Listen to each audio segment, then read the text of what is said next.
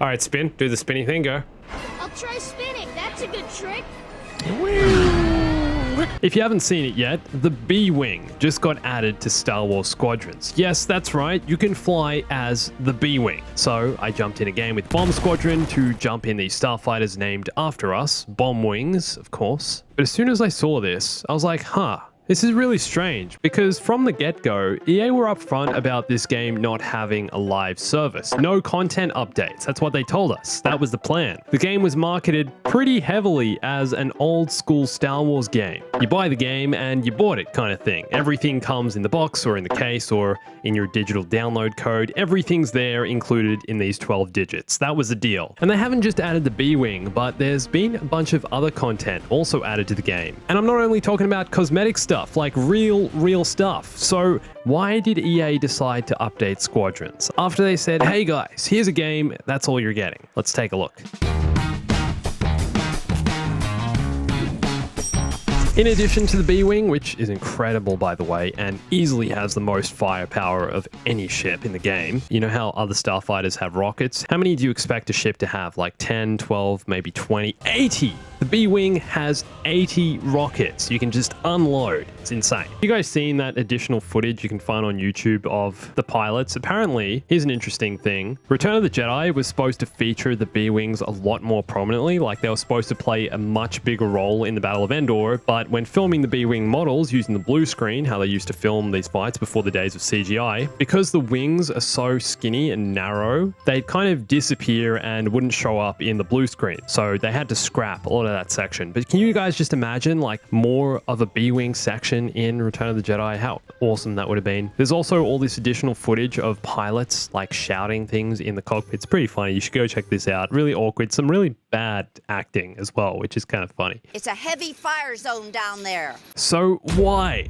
Why did we get all this content after EA came out very clearly saying, nope, this is just a game, there's no DLC, updates, nothing? To be fair, Ian Fraser, the game director, said something more along the lines of, it's not in the current plans, but we'll see after release, see how many it sells, see how popular it is. I guess it's the we'll see part that they took to heart. In October alone, Star Wars Squadrons sold 1.1 million copies, which is quite a bit lower when compared to a game like Jedi Fallen Order or Battlefront 2, selling around 7 million and 10 million in the first month. I guess for a more niche flight sim style game, 1.1 million is pretty good. But I don't think the updates were added because of how many copies Squadrons sold. I honestly think it has a lot more to do with EA keeping players happy. They saw a demand for a couple small updates, so just thought, let's do it. Let's keep this community happy and add the content they want. It's hard to see the game receiving any more content following the B-Wing, TIE Defender, and the custom matches updates, but after what happened with Battlefront 2, I honestly think EA just have a general desire to keep Star Wars fans happy because they've grown to understand just how exclusive their Star Wars deal with Disney is, and they want to hold on to that, so they want to impress, especially in the next few years. And in order to do that, they need to keep fans happy. So they're like, sure, why not spend a few more $1,000 and update this game? Give them what they want. Now, I know Squadrons might not be the Star Wars game for you, but if you own it, it's definitely worth jumping in the game to check out some of this stuff. Anyway, we also got the TIE Defender, which is this funny looking TIE fighter with the 6 wings. This fits into the fighter class. There's a new map, which is from the prologue of the story, but people who play this game frequently are saying that it's the best map in the game. It's got a lot of tunnels and plays more vertically, which is kind of cool, I guess. It's different. And something everyone wanted in the game since launch. Private matches. With a ridiculous amount of customization options. You can basically play dogfights and fleet battles however you want. You can limit to certain ships, change time limits, modify collision damage, shield strength, weapon cooldowns, choose what map you want to play on. It's all out private matches, which is exactly what this game needed. Perfect for Squadrons esports, which is definitely becoming more of a thing.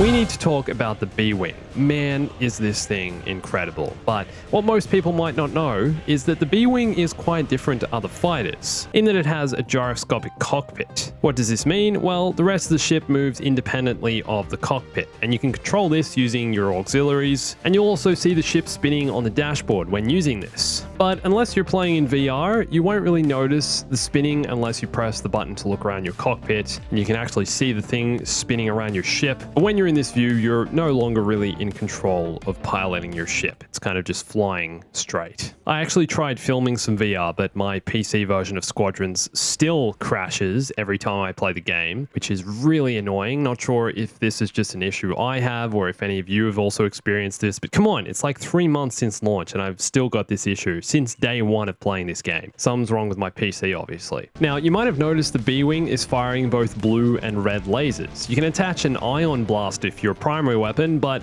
apart from that, I'm pretty sure this is just cosmetic. I'm not sure unless you have the ion attachment on that the blue blasts actually do ion damage. It's very cool though. It's very iconic to the B-Wing. Also, the beam laser comes in both red and blue variety. The red, I'm sure lots of you remember from Star Wars Rebels. And spinning your ship while firing this, you can actually fire from different angles. Now, there is one thing that needs to be said about the B-Wing. I have read a Reddit post about the B-Wing and it said it has the maneuverability of a garden shed. Right. And it's so true. It's probably the slowest ship in the game. It has the most firepower, but man, this thing barely moves. It is so slow. I'd love to know what you guys think of this though. Why do you think they decided to go back on their word and add the extra content? And have you tried the B-Wing? Do you love it? Don't forget to check out Own a Saber and come over and follow me on Instagram, Twitter, and join my Discord and send me your Star Wars news, gifs, memes, anything you want. And thanks for watching this. My name's Andrew. I'll catch you soon. Stay bombastic.